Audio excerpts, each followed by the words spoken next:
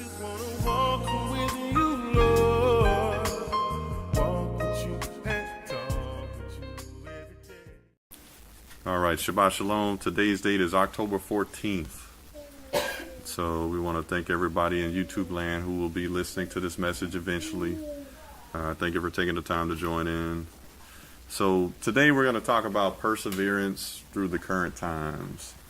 And so we were talking about doing praise and worship tunnel vision, right? And going through the current times, sometimes we have tunnel vision for the wrong thing, right? The wrong focus. And we're focusing on all those things that are going on in our lives instead of putting the Most High first and having that tunnel vision on Him, right? And like I was sharing there in praise and worship, I used to think that I didn't have a reason to praise until I got more mature and realized, hey, just waking up, that's reason enough to praise the Most High. But when you think about the current times, you know, when you look at current news, for example, I'm sure everyone has seen that there was a headline that came out about how they said North Korea has enough EMP bombs that they can actually wipe out the whole power grid here in the United States, and they said 90% of everyone would die. You know what I mean? That's actually what they said in the story. If North Korea dropped an EMP bomb here.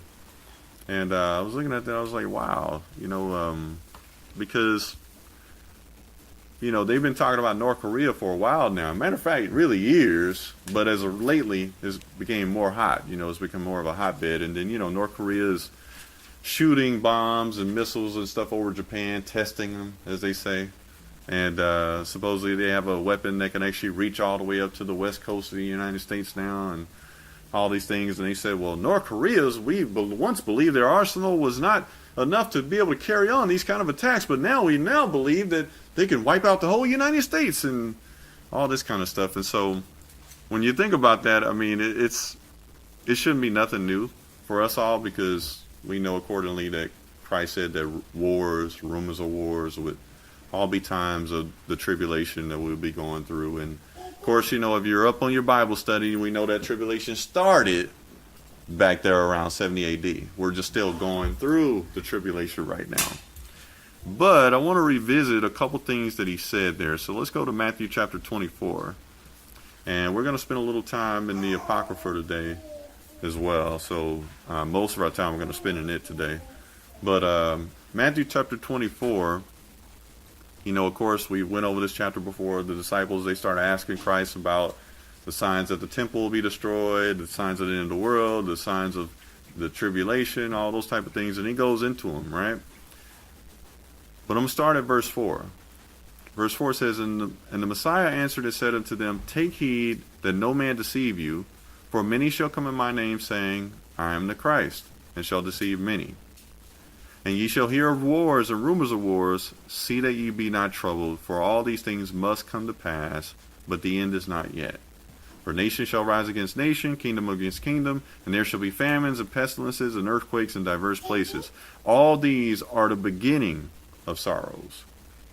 Now I want to stop there, because a lot of times the ones we don't focus on are the famines and pestilences. When we look at today the healthcare industry in general, or we look at our health in general, today we have more diseases than what we've ever had before. And they still say that there's new diseases coming out all the time. They're just not necessarily talking about them as prevalent and everything until they have more of, I guess, a dossier on them. Would that be the right term to say, Masawar? More information about it, so then they can talk about it publicly. Then you have these diseases like progeria and different things like that that are rare for people to have, but they're still there.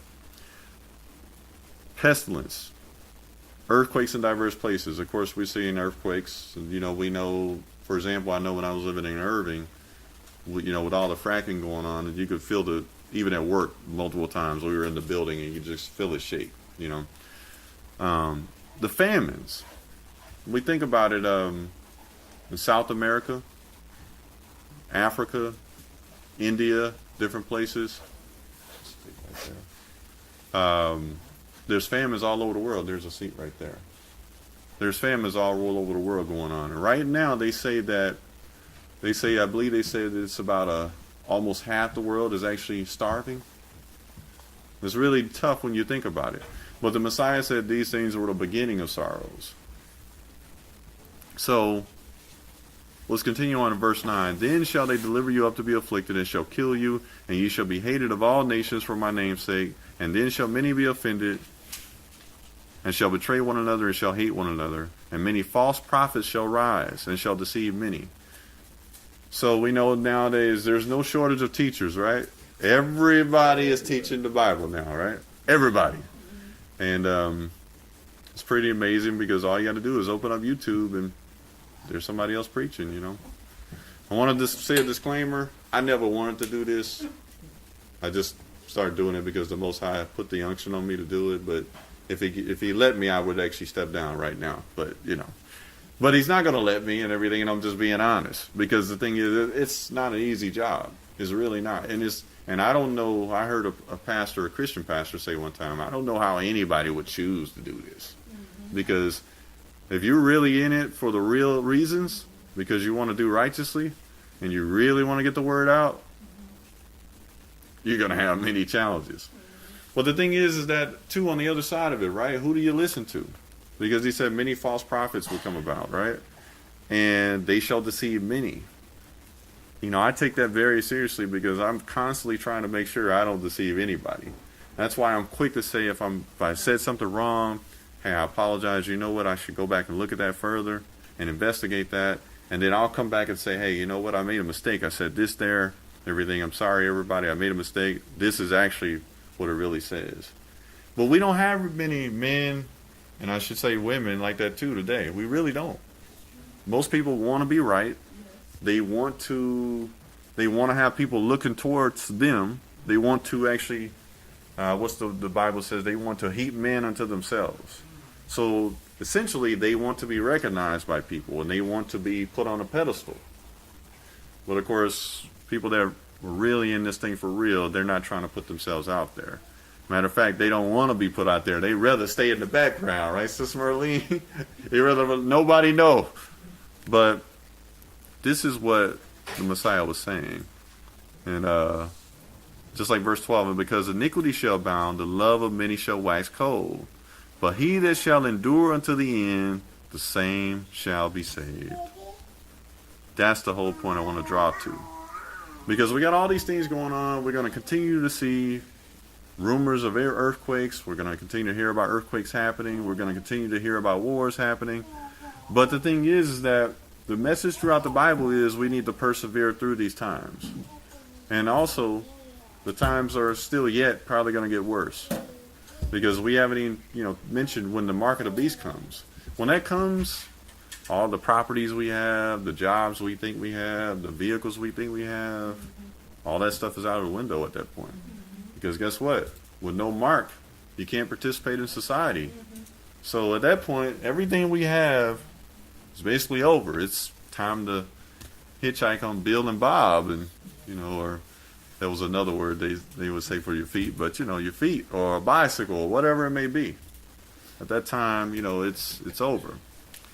So I want to go to the book of 2nd Baruch, and I'm going to start at verse 13. Now, I know that a lot of people probably won't have this, but I don't have a copy on me. Bear with me 1 second there. Can you grab the remote, Brother Craig? Bear with me just a moment, everybody. What I'll do is I'll put it up on the screen there. I'm going to read a little bit in the book of 2nd Baruch. And how many people in here have read the actual book of 2nd Baruch? I know you have, Anthony, but... Okay. All right. Some of it? Okay. So it's one of those books that, for whatever reason, the Catholic Church deemed to take away from the Bible and say, hey, that's not inspired, so you guys shouldn't be reading that. Of course, we know also it was during that time they said that you shouldn't be reading the Bible at all, right? You should just be listening to us, right? Really makes it easy for a false prophet to come along, huh? Especially when they don't want you to read. What are you going to say, Maswar? You do know that even though they took it away from us and stated that we shouldn't be reading it, but they still enforce it in their teaching because Mm-hmm. and Steve had to learn about it for their counseling, their premarital counseling. Really? I Interesting. remember I told you that. Well, I know in the Catholic Bible they have First and Second Maccabees, for example. I didn't know they had Baruch in there though. That's Steve called Baruch. me and he said, "Mama, what is this book called Baruch? Uh-huh. Why is it that we have it a part of our counseling?" I said, "Where you get that from?" And that's when I had to tell him, and that's when he had on to explain to him. Mm-hmm. Yeah, that makes sense. That makes sense. Yeah, it's pretty interesting, right? I'll tell you what. Yeah, we're gonna go and we're gonna spend a little time in Baruch here, and I got it up on the screen there for everybody here to see. So we're gonna start at Baruch chapter 13 here. And anybody know what time that Baruch wrote? Okay, so the prophet Baruch, he was during the same time of the prophet Jeremiah, and he actually was a compadre, if you will, of Jeremiah as well. And it was during the time when the southern kingdom, the southern tribes, were actually taken into captivity to Babylon. It's a fascinating read, and certainly if you have time, I would certainly recommend that we all get a chance to read it. So I'm going to start in 2 Baruch chapter 13, verse 1. And after these things had happened, that I, Baruch, was standing on Mount Zion, and behold, a voice came from the high heavens, saying to me, Baruch, stand upon your feet, Baruch, and hear the word of the Almighty, the Most High. Because you have been astonished at what has befallen Zion, you will surely be preserved until the end of times, to be for a testimony. This means that if these happy cities will ever say, who has the Almighty Most High brought upon us this retribution? Why has he? You and those who are like you, those who have seen this evil and retribution coming over you and your nation in their own time, may say to them that the nations will be thoroughly punished. And this they may expect.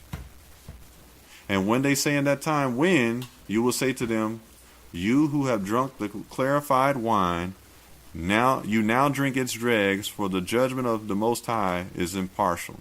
Therefore he did not spare his own sons first, but he afflicted them as his enemies because they sinned. Therefore they were once punished, that they might be forgiven. But now, you nations and tribes, you are guilty, because you have trodden the earth all this time, and because you have used creation unrighteously. For I have always benefited you, and you have always denied the benefice. So, the Most High is actually, Baruch actually starts off actually asking the Most High a series of questions. For example, he asked about why the judgment came like it did and things like that. And then also the Most High gave him certain dreams that Baruch actually had, and he asked the Most High for the interpretation of the dreams. So the Most High is answering is giving him some information according to some things he asked previously. All right. But again, we're talking about perseverance through the current times, because like I said, there's a whole host of things, and there's multiple things to look out for. Not just war, not for just pestilence, not for just disease, but also judgment. And that judgment that's going to be coming on the nations. We have to always make sure that we're on the right side of things. And that's why we started talking about tunnel vision. Because, a lot of times we just get tunnel vision on the wrong things first. Chapter 14 of 2 Baruch, verse 1. And I answered and said, Behold, you have shown me the course of times, and that which will happen after these times. And you have told me that the retribution of that which you have spoken by you will come upon the nations. And now I know that there are many who have sinned and who have lived in happiness and who have left the world, but there will be few nations left in those times to which those words can be spoken which you said. For what is the advantage of this? Or what evil worse than that which we have seen befall us can we expect to see? So Baruch is asking the Most High questions even yet about things to come upon the scene of the earth. But I will continue to speak before you. What have they profited who have knowledge before you, and who did not walk in vanity like the rest of the nations? And who did not say to the dead, give life to us, but always feared you, and did not leave your ways. So he's asking the Most High, right? What profit is it for those who have knowledge of you and did not walk in the vanity like the other nations? So what benefit does it come to those who actually do stay steadfast in their walk with the Most High? All right. That's the question he's asking in verse 5. Verse 6, and behold, they have been diligent, and nevertheless you had no mercy on Zion on their account. And if there are others who did evil, Zion should have been forgiven on account of the works of those who did morally right works, and should not have been overwhelmed because of the works of those who acted unrighteously. So he's saying that, hey, because of those who were acting righteously, Jerusalem should not have had Babylon come and besiege it like it did. Even, it's interesting too, is that I know all of us have read that in the book of Jeremiah and 2 Kings. But interestingly, 2 Baruch actually tells you how, for example, they actually brought down the walls of Jerusalem. It tells you actually that it wasn't Babylon that did it. It wasn't King Nebuchadnezzar. It was actually 4 angels that the Most High sent to actually do it, because he did not want the nations to be able to boast in saying that they were able to break down his city. All right. And also he tells you that it was another angel that took in the middle and took out the Ark of the Covenant and the Ark of the Covenant and different other artifacts that were in the temple, and he had caused the earth to open up and hide them. So yeah, when they say in Ethiopia that they have the Ark of the Covenant, I don't believe it, because 2 Baruch tells us that the earth opened up and swallowed them. And I remember some of us who were in the GOCC remember Elder Rakar actually mentioned that too, and he was right about that. That's written in the book of 2 Baruch. But anyway, verse 7 in chapter 14, verse 8, I'm sorry. The Most High Sovereign Master, who can understand your judgment? Or who can implore the depth of your way? Or who can discern the majesty of your path? Or who can discern your incomprehensible counsel? Or who of those who are born has ever discovered the beginning and the end of your wisdom? For we all have been made like breath. For as breath ascends without human control and vanishes, so it is with the nature of men, who do not go away according to their own will, and who do not know what will happen to them in the end. For the righteous justly have excellent hope for the end, and go away from this habitation without fear, because they possess with you a store of morally right works, which is preserved in treasures. Therefore they leave the world without fear, and are confident of the world which you have promised to them, with an expectation full of joy. But woe to those of us who have also now been treated shamefully, and who await evils of that time. But you know exactly what you have made of your servants, for we are not able to understand that which is excellent like you, Most High, our Creator. I shall continue to speak before your presence, O Most High, Sovereign Master. When in the beginning the world did not exist with its inhabitants, you devised and spoke by means of your word, and at the same time the works of your creation stood before you. And you said that you would make a man for this world as a guardian over your works, that it should be known that he was not created for the world, but the world for him. And now I see that the world which was made for us, behold, it remains, but we for whom it was made depart. Now Baruch is still talking about the conditions of the Israelites at that time. They were besieged. They were downtrodden. They were in bondage to King Nebuchadnezzar. So he's given all those things, and he wrote actually to both the northern tribes and the southern tribes as well. So chapter 15, verse 1, And the Most High answered and said to me, You are rightly astonished about man's departure, but your judgment about the evils which befell those who sin is incorrect. And with regard to what you say about the righteous who are taken away, and the wicked ones who are happy, and with regard to what you say that man does not know your judgment, for this reason now listen, and now I shall speak to you. Pay attention, and I shall let my words be heard. It is true that man would not have understood my judgment if he had not received the Torah, and if he were not instructed with understanding. So Baruch starts out, Most High is telling Baruch, hey, it's true they wouldn't understand if they had not received the Torah, if they had not received the law. We've all received the law, though. Verse 6, But now, because he trespassed, having understanding, he will be punished because he has understanding. So the Most High is saying, look, I gave my law. I gave the Torah. They have access to the law. They had it with understanding. But even with understanding, they didn't listen. They walked in disobedience. So that's the reason why they're going to be punished, because they actually understand what they're doing. So when we think about, for example, we talked about tunnel vision, right? We think about tunnel vision today. When we look at everything going on in the earth, all the issues going on, the rumors, the wars, the pestilences, the diseases, sicknesses. But then let's bring it back home. Our jobs, or not having a job, or not making enough money, or wondering how we're going to survive, or wondering what we're going to do tomorrow. All these things still kind of affect our focus, And the thing is that time itself is actually speeding up. And so we're going to eventually run out of time. And the thing is, that's something that even some of us have talked about in here. But we're going to read it. Actually, Second Baruch tells us that the Most High literally is speeding up the time. We're going to read it in just a bit.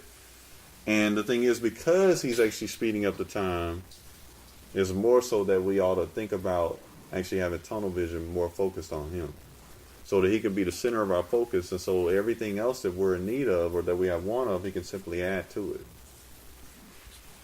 So, verse 7, and with regard to the righteous ones, 2 Baruch 15, those whom you said the world has come on their account, yes, also that which is coming is on their account. He says that which is coming, talking about the world to come. For Esau is the beginning of the world, Jacob is the beginning of it that followeth. 2nd Esdras. For this world is to them a struggle and an effort with much trouble, and that accordingly which will come, a crown with great splendor. So why are we reading this? The reason why is because I want to remind us that there's so great of a hope that we have, that we should be actually expecting.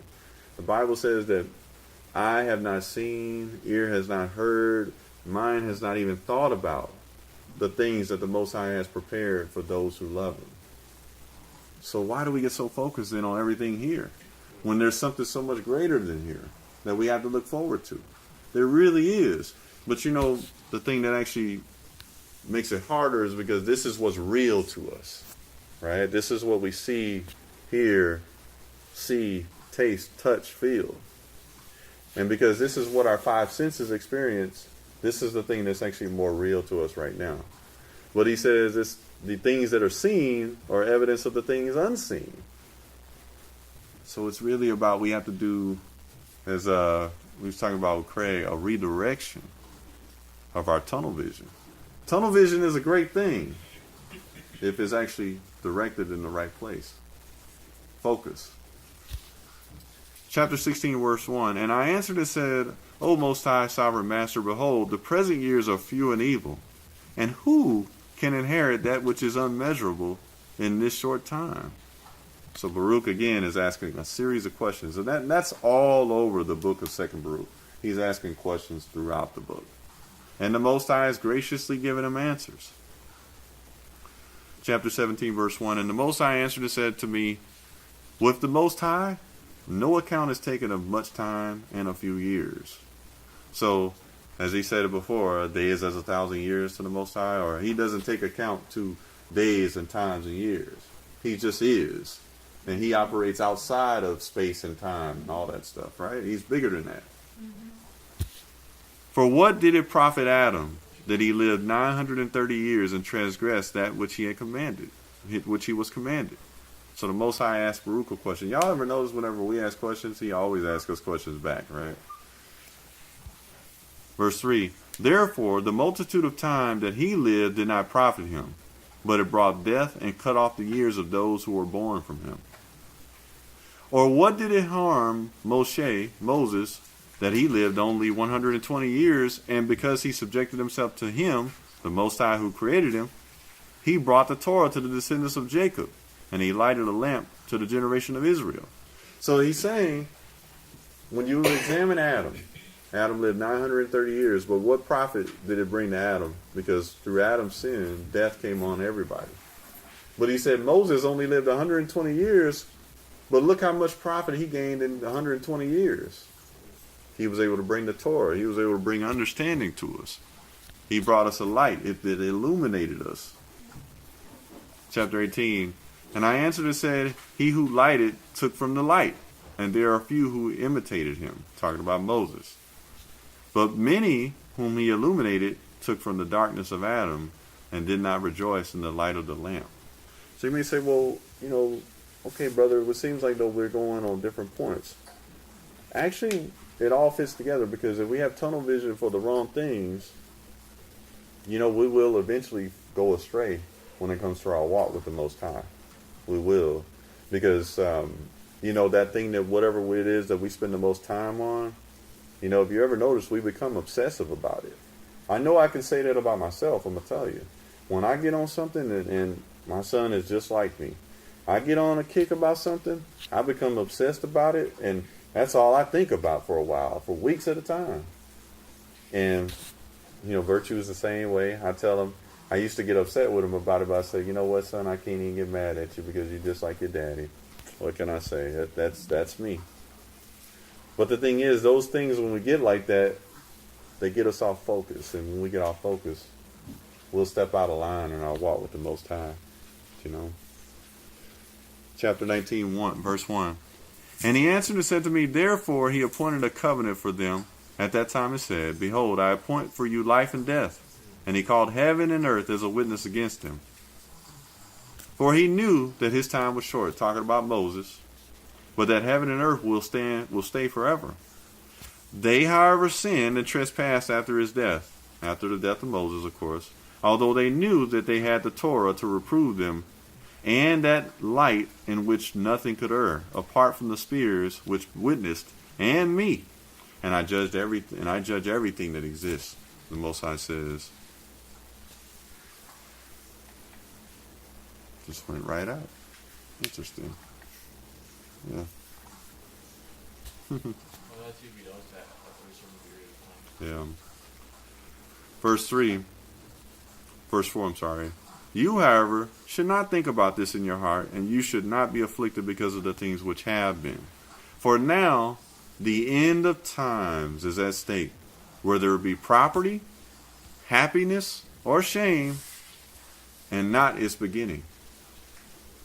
Now listen to that. He said, for now the end of times is at stake. Now again, I know someone say, well, yeah, but brother, you just mentioned that he was talking about during the time, that was written during the time when he besieged Babylon, right? But again, we're still in the tribulation. We're still suffering out the curses and all those things that we went through the tribulation about. We're still scattered abroad today.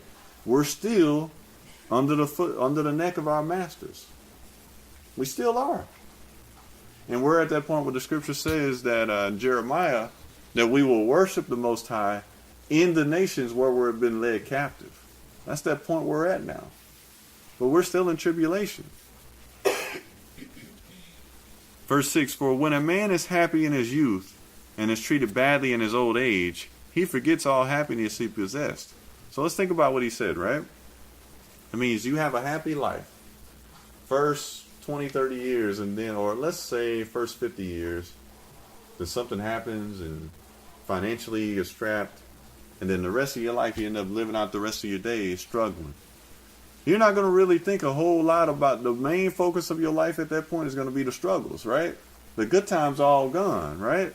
That's what he's saying here. When a man is happy in his youth and is treated badly in his old age, he forgets all happiness that he possessed. And further, verse 7, when a man is badly treated in his youth, but will be happy in the end, he does not remember his unhappiness anymore. We can all agree with that, right? If you're happy now, you're not going to be trying to think about the old things of before. And further, listen, even if everyone had been happy continually since the day death was decreed against those who trespass, but was destroyed in the end, everything would have been in vain.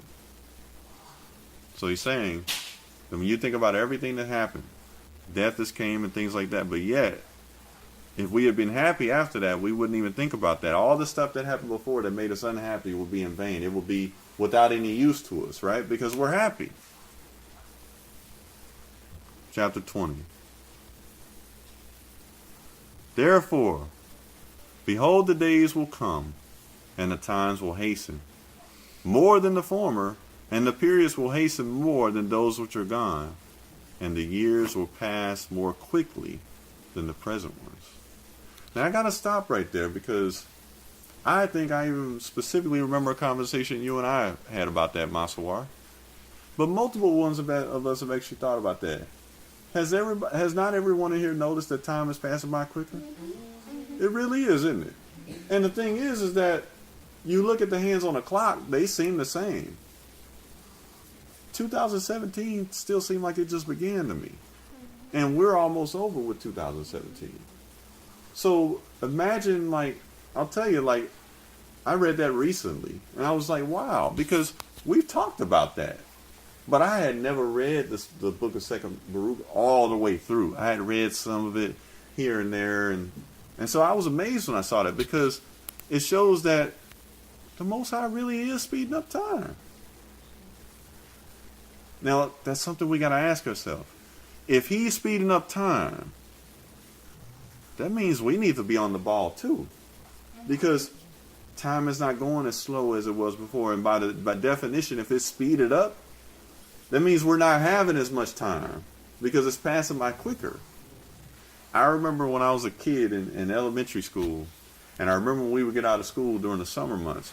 Those 3 months, I'm kid you not, seemed like 6 months to me. It really did. It seemed like a long time. Now, I sit here and I'm like, they get out of school, and I notice they're back to school before I know it, Donica. I'm just like, man, 3 months went by that quick. And it's unbelievable. But the Most High is saying in 2 Baruch 20:1, behold, the days will come and the times will hasten more than the former, and the periods will hasten more than those which are gone. And the years will pass more quickly than the present ones. Y'all know we always say that thing. We say we running out of time. Well, now you know we're literally running out of time. Literally. And I want to bring us back to a point that we made earlier about tunnel vision. If we're literally running out of time, that should more or less be something to even put more of a fire underneath us to say, hey, whatever I don't have right, I need to make sure I get it right. Because the thing about it is that you notice that situations always are going to come up, right? There are always going to be circumstances. But we got to be thinking about how much time we're losing with how quick it's going. And we got to make sure our focus stays where it needs to be. Verse 2, therefore, I now took away Zion to visit the world in its own time more speedily. Wait a minute, did y'all hear that? The Most High say he took away Zion to visit the world in its own time more speedily. So even then, you sit there and you look at those curses that came upon us from the law, right? How we were besieged in our own nation, our own land. The Most High said that he took away Zion to visit the world in its own time more speedily. So the Most High had a purpose with that. You remember how we talked about Revelation 12 and Revelation 13, how when you go back and examine Jacob's trouble, how the Most High was actually saving us through our captivity? Because remember what Satan said to the woman? Remember what the Bible says in Revelation 12? He went before the woman to gobble up the man-child. Of course, we know that precepts back to Matthew chapter 2 with King Herod, killing all the children 2 years old and under. But then it says because he couldn't get the man-child, what did he do? He went after the remnant of her seed who keep the commandments. But it said the earth helped the woman. See, if we hadn't went into captivity, we would have all been one nation, and it would have been easy for Satan to bring a foreign nation against us to conquer us and wipe us out.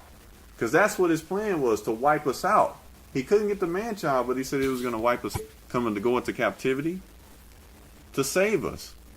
And now he speeded up time more speedily, even by letting Zion be taken away. Now, however, verse 3, remember everything which I commanded you, and seal it in the interior of your mind. And then I shall show you my strong judgment and my unexplorable ways. That's all we're going to do in Baruch. So, again, mention those things because time is actually speeded up. So we're living in a time where it's going faster. We're seeing wars and rumors of wars like the Bible talks about in Matthew 24. We're seeing earthquakes. We're seeing diseases. We're seeing famines. And mind you, the Messiah said all these were the beginning of troubles for when the tribulation will start. We're going through the tribulation right now, and we're still seeing these things. The key thing I want you to keep in mind is time is speeded up. Time is shorter. We don't have as much time as we thought we had. So because we don't have as much time as we thought we did, that means that whatever's going on in our lives right now that we got to get right, we got to really start working on getting it right. I believe that all of us are having a life that's purposeful, that we're trying to walk upright and walk in righteousness. But the Bible says that the little foxes spoil the vine. And there's little things that I believe if we all looked at, there's little things we all still need to work on. And we need to understand that we don't have as much time as we thought to work on it. The Bible says that tomorrow is not promised to us, right? It says that today, if you hear his voice, don't harden your heart as the children of Israel did in the wilderness. We know that it's a gift and a privilege to be alive today, to be able to be under the sound of each other's voice, to be able to see one another. But time. There's a song where in a movie, John Goodman said, he was singing, he was like, time is on my side. Yes, it is. That's a do-up. Right. But time really isn't on our side. It's really not. So we got to start dealing with the little foxes that spoil the vine.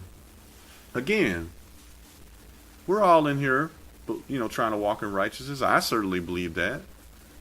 But the Most High said you ought to be perfect, as your Father in heaven is perfect. So there's little things still here and there we still got to try to work through and work out. Because time is not on our side. And we now know proof from the scriptures. Not just us thinking it or feeling it. Proof. Because 2nd Baruch tells us time has been speeded up. The Most High has done this purposely. So, we got to find ways to persevere through these times. And that comes back to that thing called tunnel vision. We got to make sure that we stay focused on the right things. Let's go to the book of 2 John, chapter 1. It's the book of 2 John, chapter 1. If you remember in Matthew 24,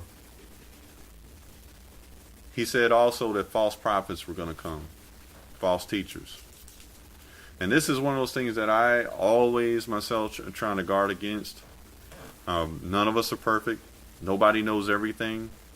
But he mentioned that these will be one of those things happening, at the end of times. And that also is something we need to persevere through, right? Because I'm gonna tell you what, if there's something you believe, it's easy to go on YouTube and find somebody else to preach it, right? That actually agrees with you, right? And a lot of times what we do, we actually read the Bible to actually make it say what we want it to say. We really don't read it to see what it really says, right? So there's a whole host of teachers. If you want someone that believes in reincarnation, well, guess what? You can tune in to IUIC. I ain't trying to call nobody out, but I remember a brother at IUIC talking about reincarnation, and it was some stuff that was like real left field. And I was just like, I think Justin, you had told me about it. I was like, it was real left field. And I was just like, and then Tara had saw one where a brother was, I kid you not, the brother said that Cain was the white man. And I was like, I remember we were listening to this, we were like, what? And he said some other stuff that was just so far out. We were just like, man, I mean, but this is false teachers. There's nothing in the Bible that tells us that Cain was the white man. And we know Cain couldn't have been the white man because the white man comes from Japhet. So Cain was before Japhet was ever born. So, I mean, you can find a false teacher to say almost anything you want to say. But we got to be on guard about that. 2 John chapter 1, go start at verse 7. For many deceivers are entered into the world, who confess not that the Messiah is come in the flesh. This is a deceiver and an antichrist. Now, let me give you a little background. If you read anything, if you know anything about the background about John, he was dealing with something at that time called Gnosticism. Gnosticism comes from Gnostic, which means knowledge. Same thing Timothy mentioned about beware of those who falsely call some things, science, but really is not. Science itself really means like knowledge. But you had people at the time that were actually saying that the Messiah had not come in the flesh, that he had not been born, that he did not come in a fleshly body like us, and that he was just only spiritual. So John was dealing with that. But he called them deceivers. And he said these people they don't confess that the Messiah came in the flesh. He said that's a deceiver and an antichrist. This is part of the things, though, that we have to persevere through in this time. Because we got a false teacher everywhere talking about all sorts of things. Every single one of us can name a false teaching and false preaching we've heard. Now, again, that's not the same as when a person makes a mistake. But here's the thing. When a person makes a mistake, they should be man enough to come back and say, I made a mistake. Right? I think part of the problem with us, would you say, Donica and Justin, that the GOCC was, sometimes we saw mistakes and we never saw anybody come back and say, hey, I made a mistake about that, right? We never saw a correction about it. It was just kind of like everybody just kind of swept it under the rug and said, okay, yeah, okay. And then when the narrative changed, it was just like, wait a minute, I thought you said this. Now it's changed. For example, and I'm using this as an example, I heard a brother say that he was never coming back to America. Right? Never. And I know now he's been back in America 6 times, at least, since saying that. I'm just saying, part of the reason why a lot of the brothers that left the United States and went overseas came back was because of stuff like that. I'm not calling the brother a false teacher or anything like that. I'm not putting a name on him. But I know that was a false thing that was said. Again, it could have been a mistake. Give the benefit of the doubt. Right, several times. But you know what? We have to kind of cipher through all these things. Verse 8, look to yourselves, that we lose not those things which we have wrought, but that we receive a full reward. Whosoever transgresseth and abideth not in the doctrine of the Messiah hath not God. He that abideth in the doctrine of the Messiah, he hath both the Father and the Son. And then look at what John says. If there come any unto you, and bring not this doctrine, receive him not into your house, neither bid him Godspeed. So John was very serious about this. And he's talking about deceivers, of course. But of course, deceivers also are false teachers. He said, don't even let them come. Don't even let them into your house. Don't even tell them Godspeed, or we would say, all right, be blessed, brother. He said, don't even tell them that. Verse 11, for he that biddeth him Godspeed is partaker of his evil deeds. Now, that's a serious thing for John to say that. So when we think about perseverance through these times right now, we read in Baruch how time is speeded up. We're running out of time. We read about how the Messiah gave all those signs about when the tribulation was going to come and the end of the world. We are in those times still seeing it happen. We think about one of those things is false teachers would come. False teachers would abound. So we got really a lot. When you think about the kind of tunnel vision we have, more is, where am I going to live? Well, where am I going to stay, or what am I going to do on my job, or I don't like what they told me at work yesterday, or what do I need to put on my grocery list, or what clothes am I going to buy? When you think about everything the scriptures tells us about, those things are so minuscule in comparison. But for many of us, that's those things, those small things, are what our daily life is compassed with. Those little things, worried about those carnal things. But the Messiah said, there's so many other things that are happening that are going to be so much greater than that. Or, I need to work today. I need to work some overtime. Man, you know what? I was off on Thursday. Now I got to work again on Thursday. And I spend the whole week, kind of upset about that, working a 6-day work week, and I'm thinking about that the whole week. Where's my focus at? Is my focus, is my tunnel vision at that point on the Messiah and what he said? We have to always talk about these practical things because, again, it's the little foxes that spoil the vine. The more focus we give to those things, the more focus we take away from the Word. The more time we take away from actually studying with them. The more time we take away from fellowshipping with other believers.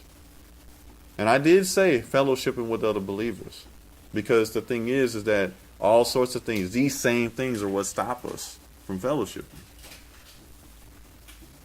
But he said, we got all these things, other things to be dealing with. And what did the Messiah say? He said that fix your thoughts on the things above, and everything else will be added unto you. All those things we have needs of, what clothes are we going to wear? All these things, whatever it is, it'll be added unto us. But we got to find a way to redirect our tunnel vision. Let's go to 2 Peter chapter 2. It's the book of 2 Peter chapter 2.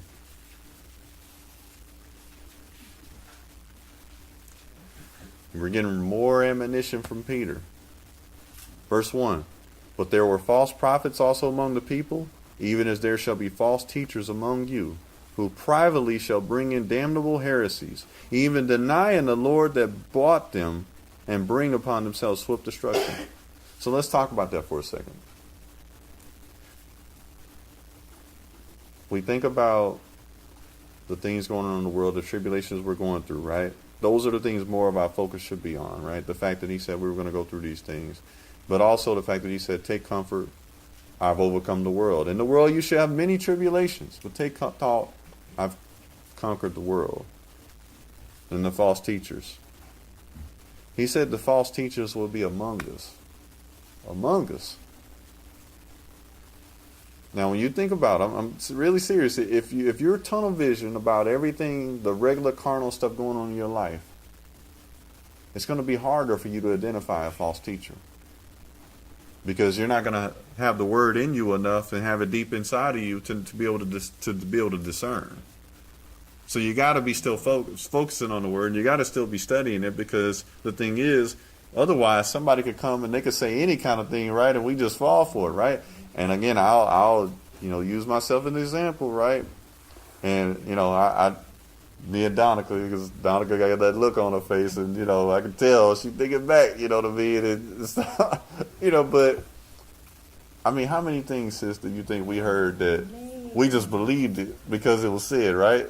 Yeah, but also the things that we heard and we're like, Right. Yeah. I mean, both. It's like you really have to be diligent in knowing the truth. Yeah. Studying the truth. Yeah. And following the truth. Yeah, because it was things like we were here, like, and I know Anthony was there, Justin, Nikki, Sister Nell, Monsawar, Virtue was there with me. There were things, y'all know, we heard sometimes we were just like, well, I mean, I don't know, but it sounds okay. All right, cool, I'm going to roll with that, right? Wasn't it, right? We were like, we were going to roll with it, right? Go ahead, Monsawar. Now, I'm not sure if I can relate to that particular one, but I definitely call out one time when it was said that according to Revelations, where the angels were going to come to the four winds of the earth, And that four winds of the earth, according to that group of people, was over there near the whole, on the east. And I said, you got to be kidding me now. Right. Common sense should kick in and tell you the four winds of the Yeah. earth is not isolated to that part Right. of the world. Yeah. The four winds of the earth is the whole wind, Right. four wind, north, south, east, Right. and west.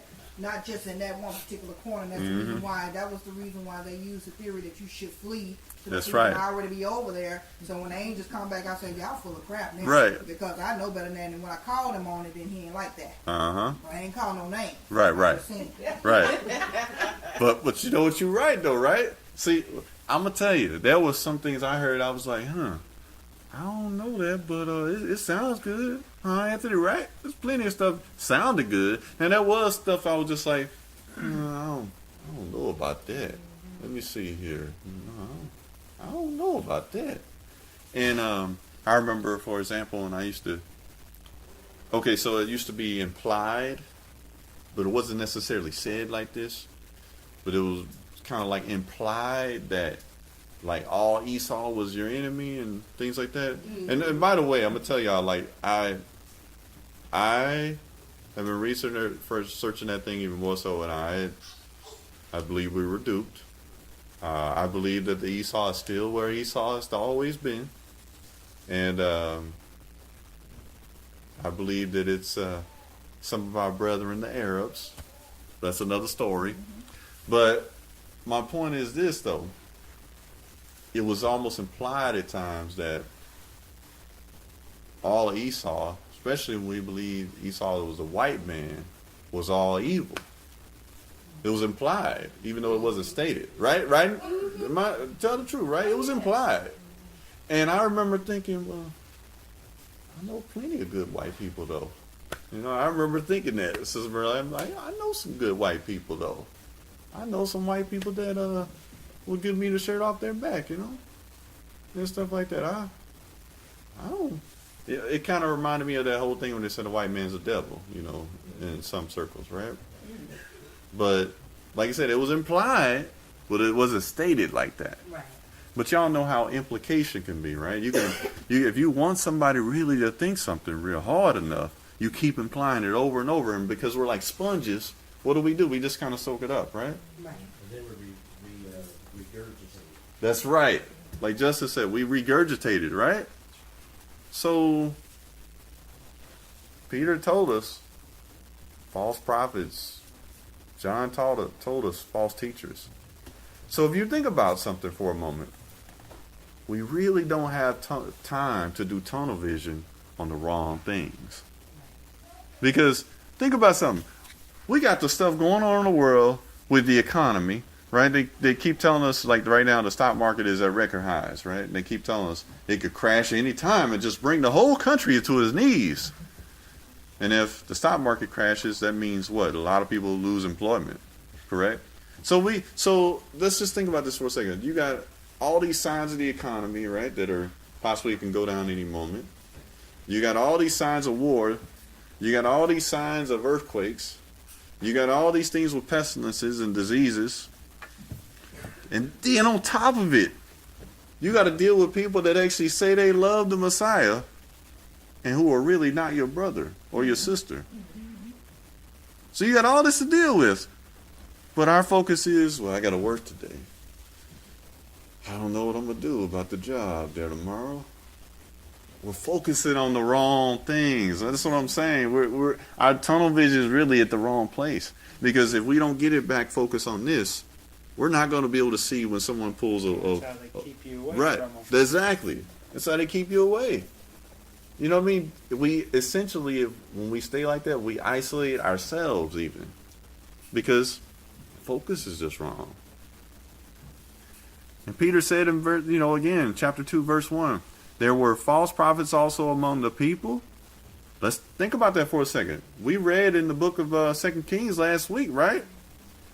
We talked about those prophets of Baal, right? We talked about that last week. False prophets among the people. Then, as there shall be false teachers among you who privately shall bring in damnable heresies, even denying the Lord who bought them, and bring upon themselves swift destruction. So if they come in privily, that means secretly. And you know how it starts? It starts like this. Nikki, girl, you look nice today. Yeah, you look real nice. You do look nice, by the way, too. Oh, thank you. But it kind of starts out like this, you know. Yeah, Nikki, it's nice. I would pick some different shoes, but you know, that's one day, Yeah. right? Next time I see Nikki, I'm less like, hey, Nikki, oh girl, you sure do look nice today. I see the shoes again and say, you know, the Most High said we can't wear shoes like that, huh? Y'all see what I'm doing? I'm working up to something, right? Then she started thinking about it. She's like, really? And she thinking about, well, every other time I talked to the brother, he was nice. Seemed like a nice brother. Maybe it's something to it.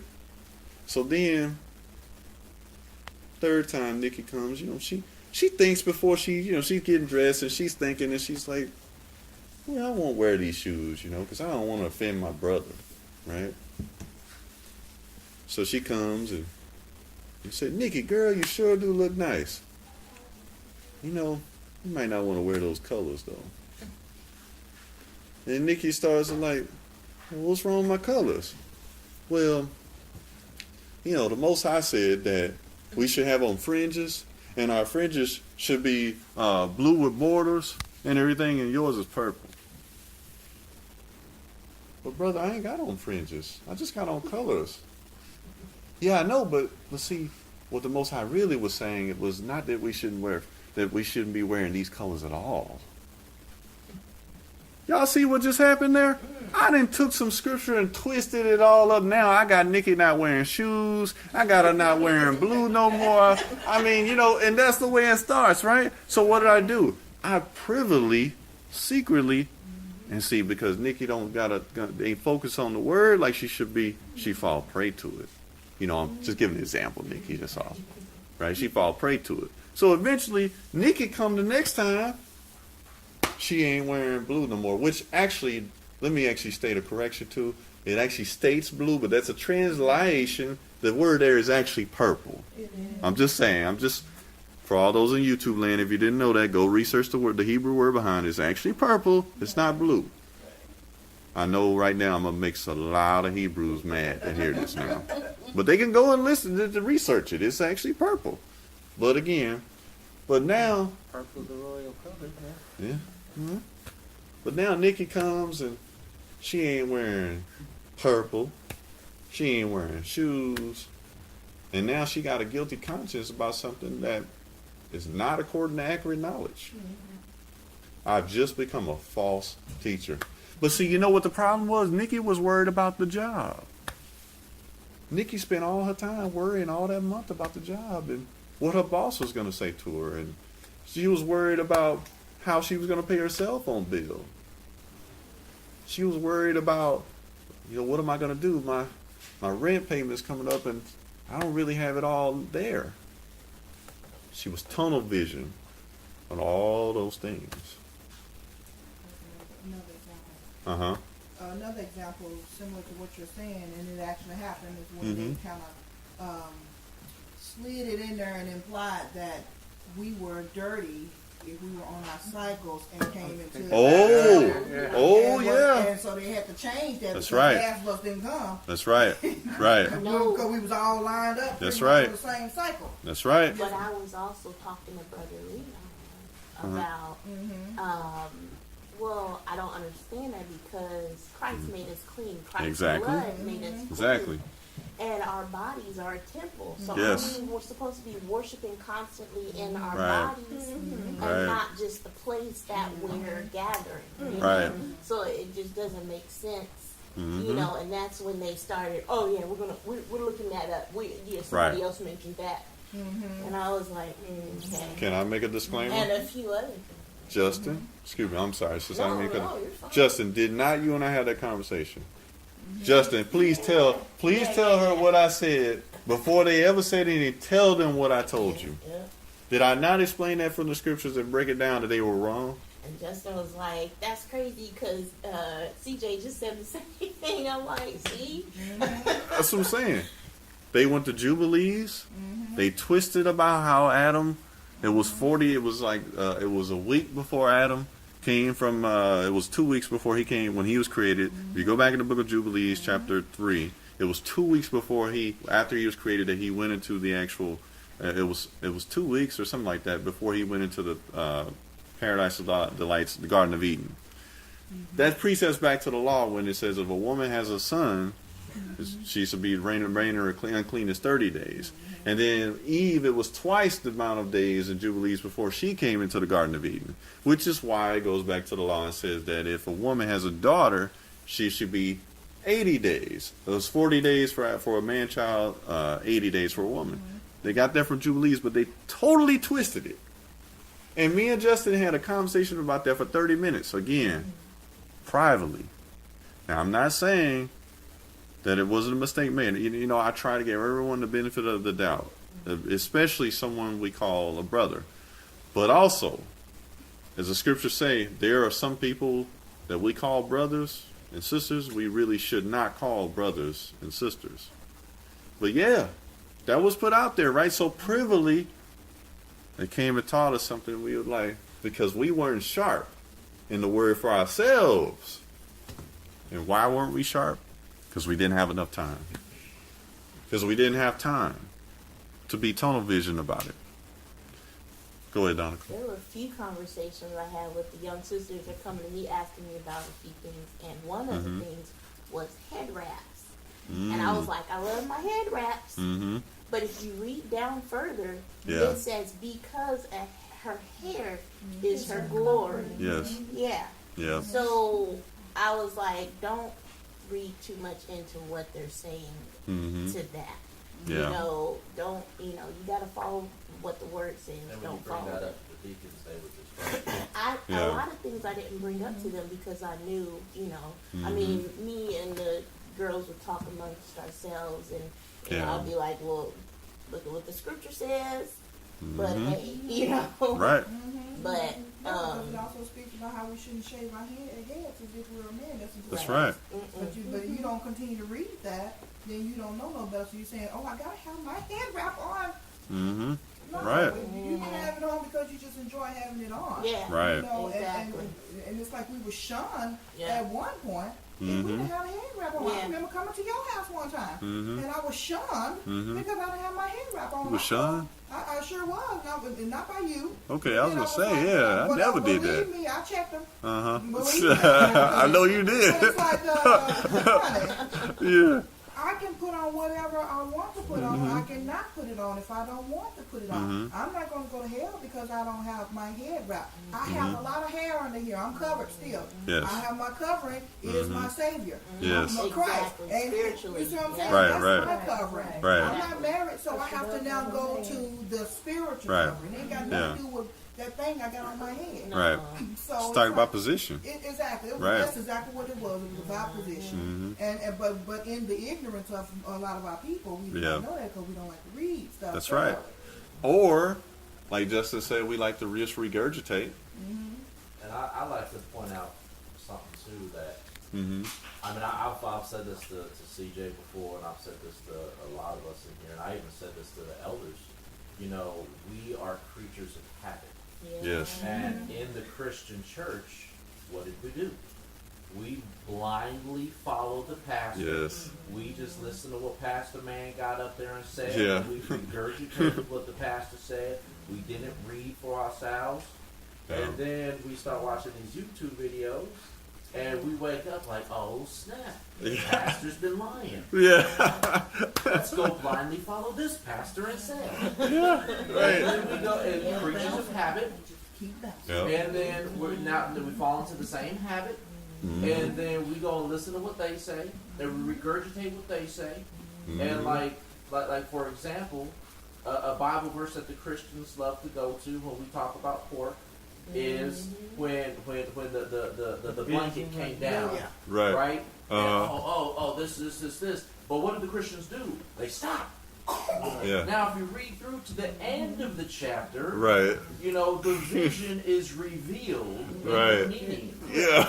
In the same chapter, right? And it's clear that they were talking about people, not the food. Come on. Yes. And so then they do the same thing, like, oh, head wrap, stop. Mm-hmm. Yeah. And then us as creatures of habit from the Christian church, we just stop too. Oh, no, we ain't going to keep reading. Yeah. And the elders ain't going to keep reading because they don't want you to keep reading to see that your hair is your covering and your glory.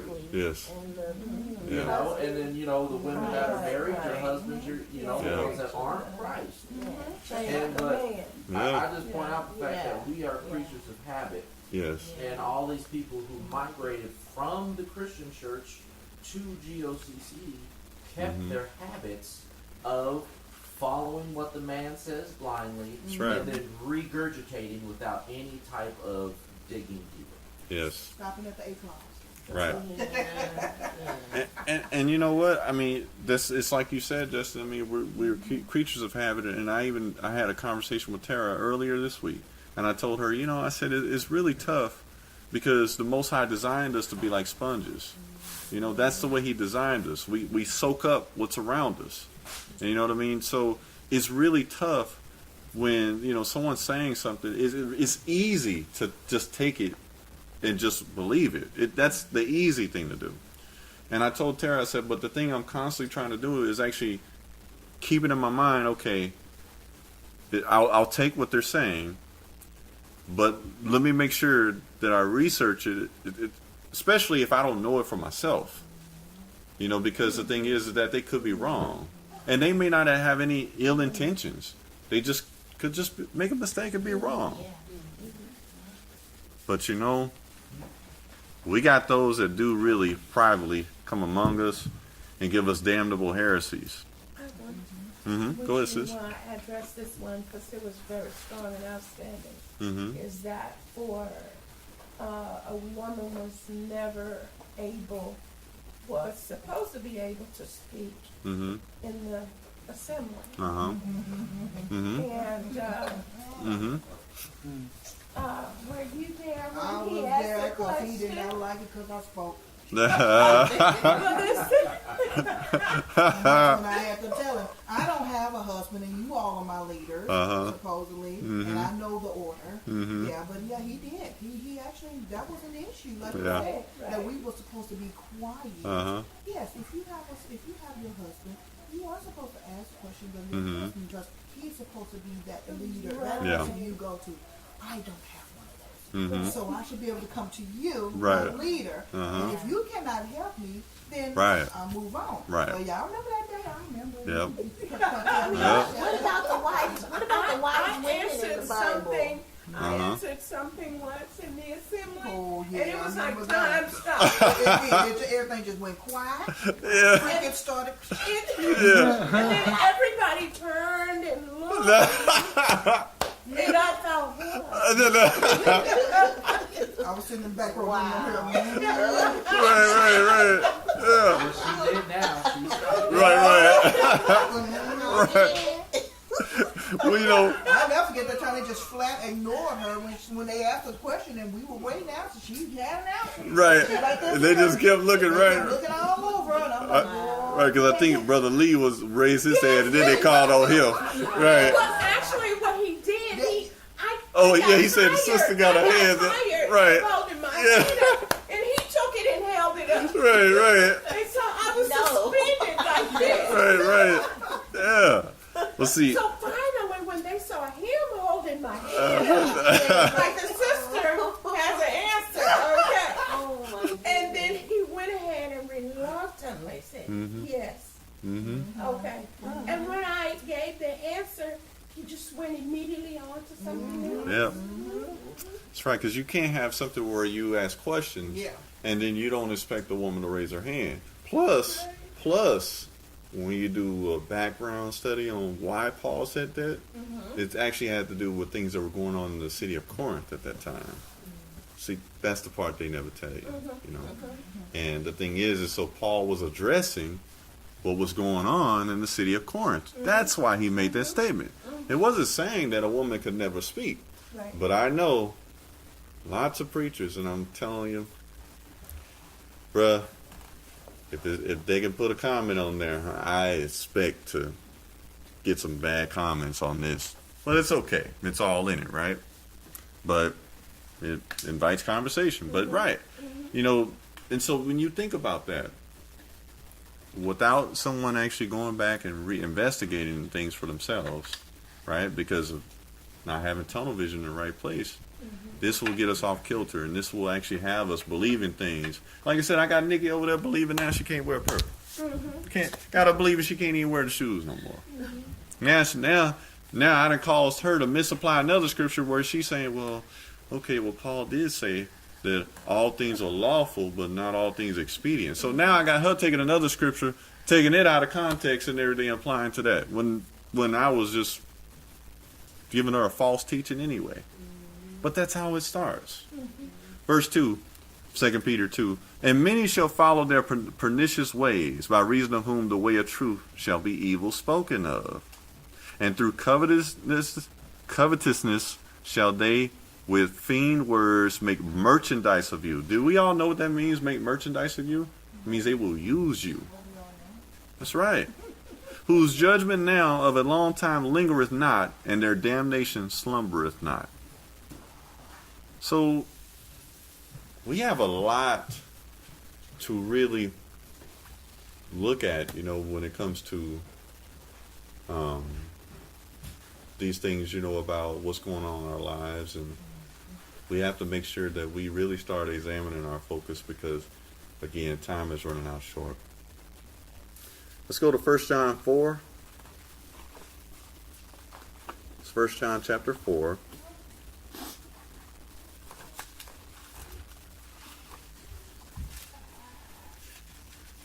And we're going to read verse 1. Beloved, believe not every spirit, but try the spirits whether they are of God, because many false prophets are gone out into the world. And you know what? I'm going to tell y'all, I say this and tell you, do the same thing with anything I say. And when you find something wrong, you notice I didn't say if, I said when you find something wrong, come back and tell me. And unlike some people we call brothers and sisters, I'll come back and I'll, you know, correct it. You know, I'll correct myself because none of us are above correction. But we need to try every word I say, every word that we say among one another. We need to try them. But the only way we can really do that is if we're up really on our word. We got to be tunnel vision focused on this word and not on the things of life, the carnal things going on. And then he said in verse 2, hereby know ye the Spirit of God. Every spirit that confesseth the Messiah is come in the flesh is of God. And every spirit that confesseth not that the Messiah is come in the flesh is not of God, and is of the spirit of the Antichrist, whereof ye have heard that it should come, and even now already is in the world. See, the spirit of Antichrist is already here. And that spirit of Antichrist is what wants us to be focused on the other things, on the carnal things. Because the spirit of Antichrist comes from Satan, our enemy. So that's what he wants us to be. Focus on the wrong things. 1 second. Is Jonathan still in the bathroom? Okay. I'll just make sure he's okay, because, you know, that's all. So let's go to 2 John 1. It's the book of 2 John, chapter 1.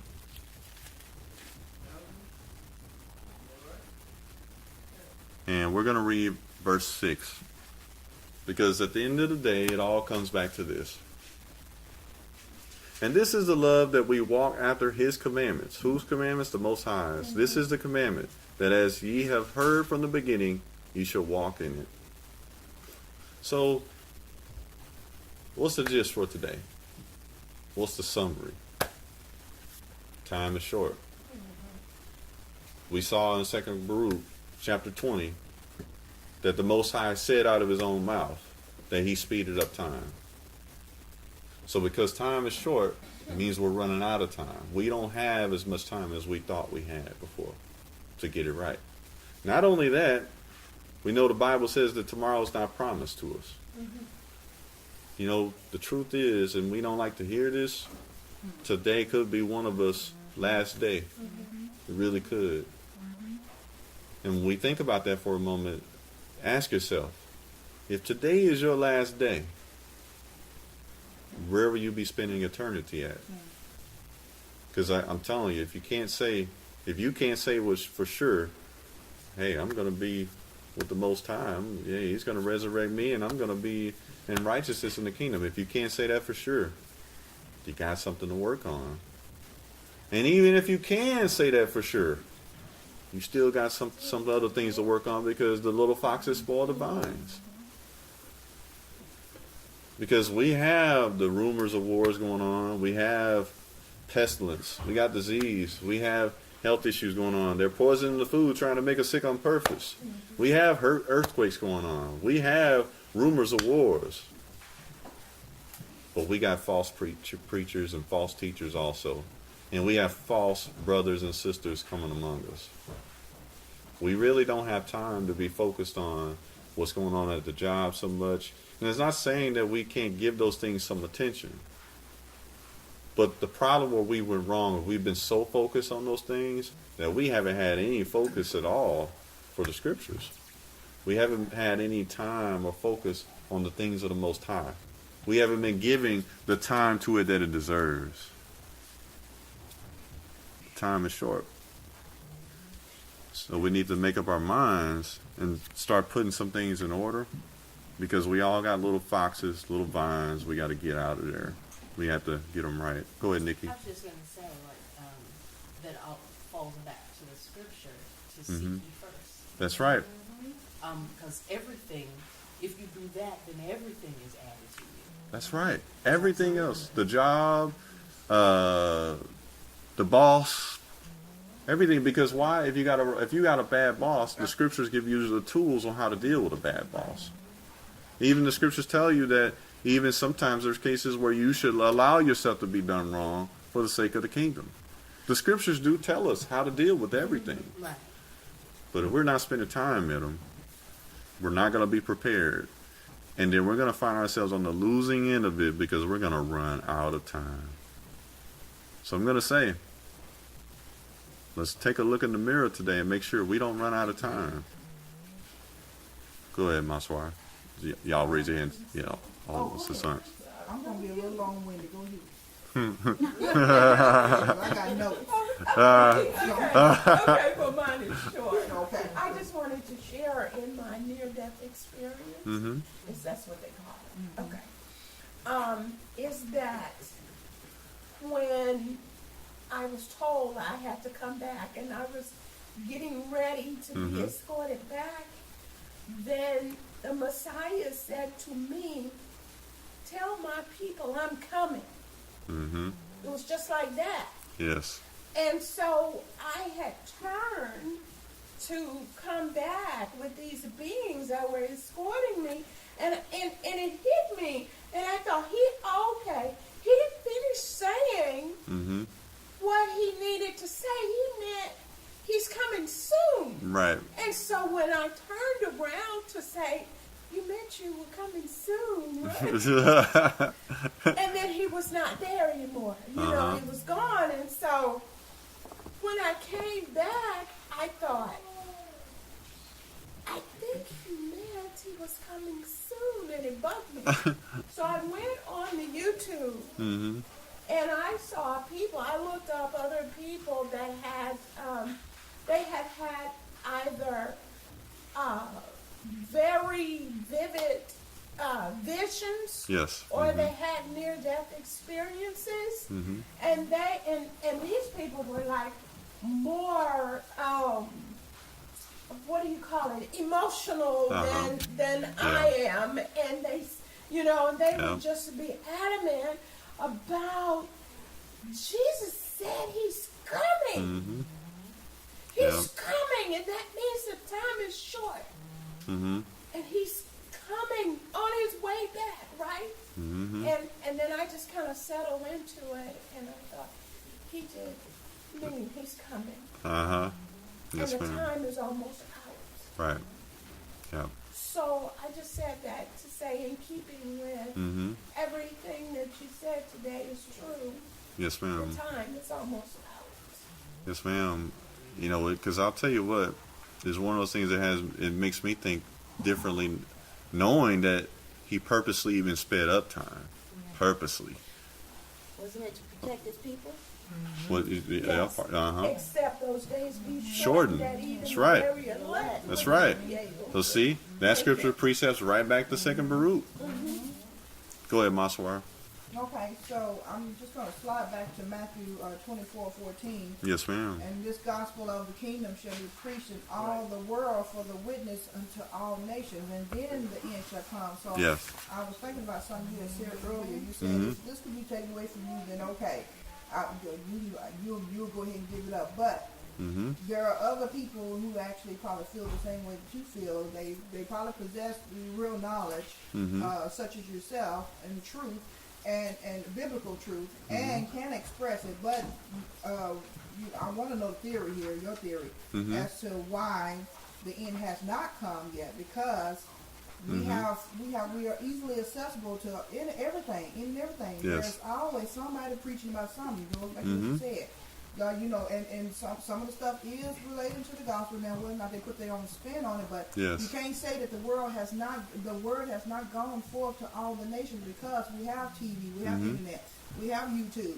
Yes. So why is it that the end has not come yet, or is it because other individuals, maybe such as yourself, that is holding back from putting a true gospel out there? Because the gospel is out there, but we need the true gospel. So you hit it on your head. Go ahead, Craig. The scripture said, this gospel. Yeah. That's exactly. Yeah. That's where I was going. This gospel. This gospel hasn't been preached. That's right. But it has to be preached. See, almost anybody, we can go, for example, to a grocery store, right? And most of them, they know John 3:16. Most of them have heard the gospel, but they haven't heard this gospel. And it said this gospel of the kingdom. Right. Right. The kingdom That's of what the heaven. problem That's is. And why see, we are hearing I- some of that out there, Yeah. but is it that they're lacking in some of the word?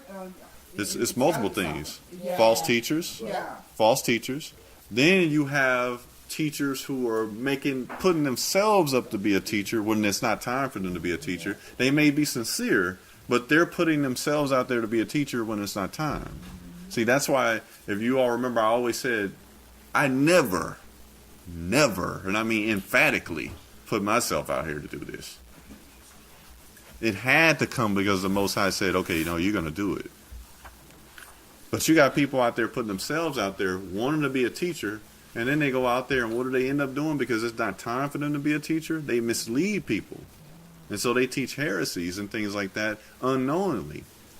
Because you gotta understand that the timing, if you're not in the right season, That's right. that's disobedience too. That's right. It's disobedience. It's true, and Or I if know. you're not supposed to be a teacher at all. That's right. Think you are. Yeah. That's right. So, go ahead, Sister Merlin. Well, we know that Christianity has spread the gospel to the world. Yes. Yeah. What gospel. gospel A gospel, is yeah, that's Right. Not the gospel. Yeah. Right. They're teaching against the word. Yes. That's right. Made up their So own true. Christ. Right. That's right. Even with his picture and everything, huh? And my Right. thought is, I know that it's got to be more than just you that's actually teaching the gospel, and you are on the internet.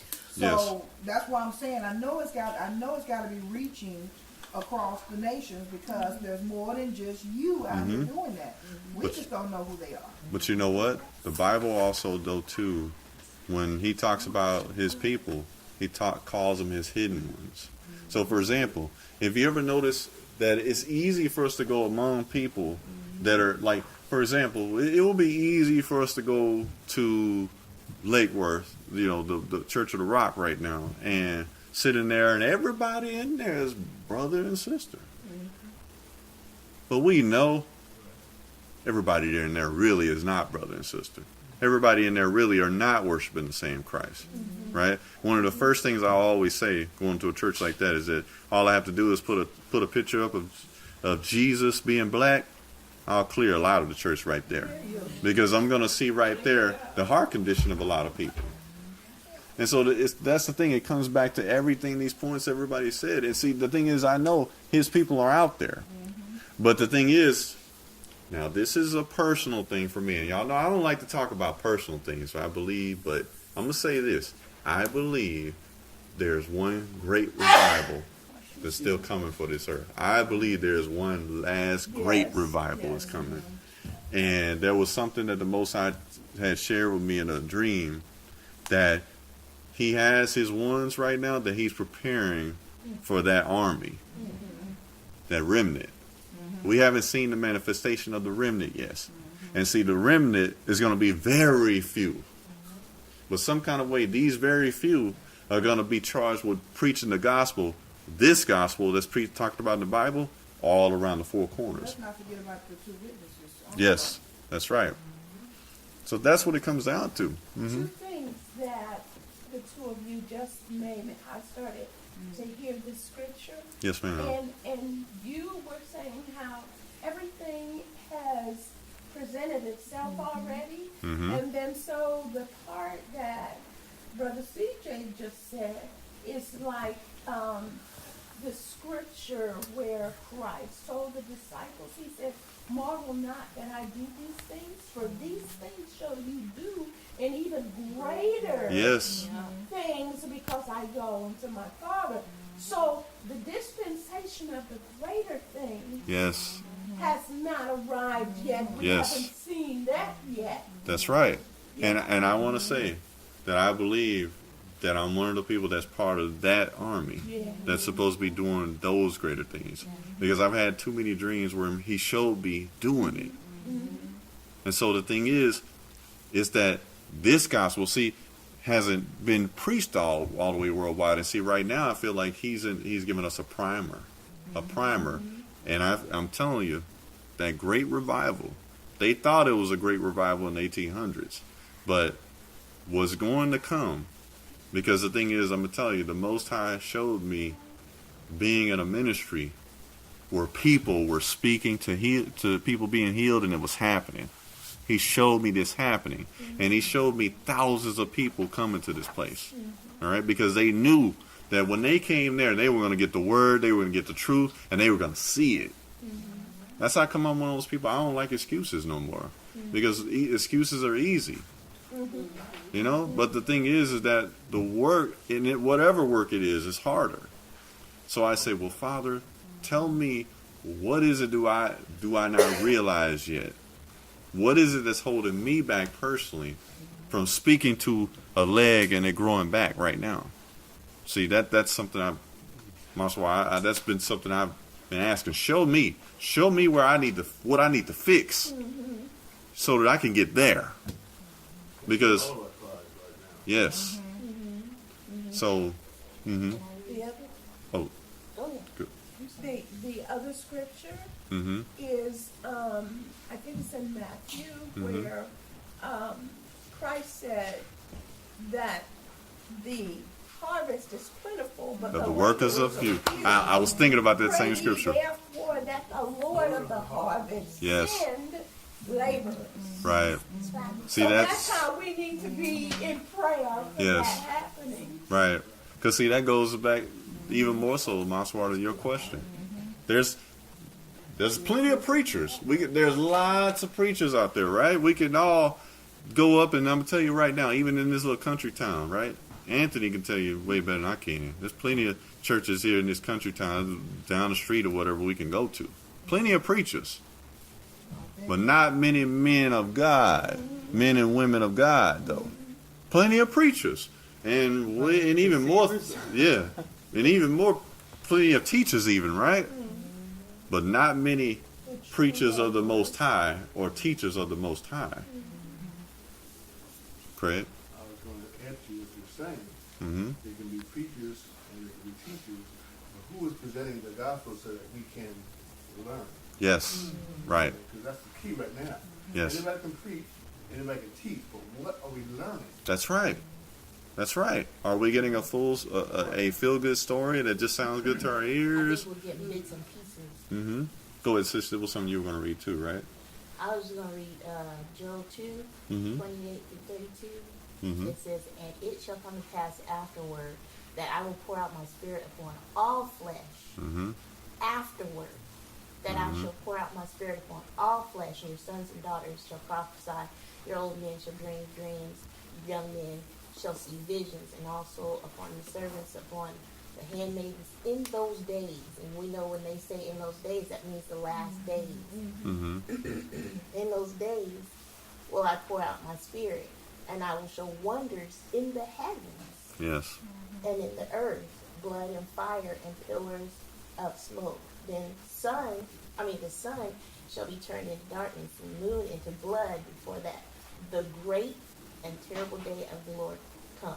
Yes. And it shall come to pass that whosoever shall call on the name of the Lord shall be delivered. For in Mount Zion and in Jerusalem shall be deliverance, as the Lord has said, and in the remnant whom the Lord shall call. And in Acts 2 and 15 and 21, it says the same exact thing as the prophet Joel prophesied. In that day, I will, I will pour out my spirit upon all flesh. And that's the thing, it's like we see Christianity, and it's big. It's huge. All four corners of the world. Yeah. You know, Islam, all four corners of the world. I mean, you got the, what was it? Islam conquered everywhere, you know. And, Christianity, the great, what do you call it? The great Inquisition? Something like that. Uh-huh. Yeah. Mm-hmm. You know, conquered all over. You don't see the kingdom of heaven being preached like it's supposed to be preached. Right. And that's when the Spirit of the Most High will be poured out. And I think, I get goosebumps just thinking about it. Like, it's gonna come. Mm-hmm. It's gonna come. But yeah, that's a good point, Sister Margoire and Sister. Well, and I know too in Acts 2, part of it he was saying, because I know Paul mentioned that part of that was being fulfilled from Joel when they started speaking in tongues and things like that even then. So, yeah. Justin, you got your hand up? All right. Yeah, I was going to say, y'all remember in like the early 2000s, I think it was like 2001, Mm-hmm. Everyone made this big deal that Billy Graham was doing this sermon that was going worldwide. Yes. And it was like all these different, every nation was televised. It was going worldwide. They had like 67 different translators and everything, and he was preaching the gospel, the Christian gospel of Jesus. Yeah. And it's just like, I remember I was going to a Christian college at that time, and I didn't get all hyped up about it. I'm just like, hey, when it comes, it comes. And but man, so many people out there like, it's happening. Yeah. It's happening. Yeah. It's going to be preached on. It's just like, and here we are 18 years later. See, what they don't understand is the Most High doesn't need technology for His Spirit to be true. Yeah. That's right. He doesn't. This is technology is a simulation of life. Exactly. It's a faith, Yes, you know. it It's is. broad. Exactly. It is. Yeah. If you want to learn something, you learn from the life. You know? Right. Yeah. Technology is a phantasm. It's just not real. It's it's an image, right? So I mean that's when you look at it all, we got to maintain our focus and make sure we're tunnel vision on the right things. And with that, I'll say Shabbat Shalom.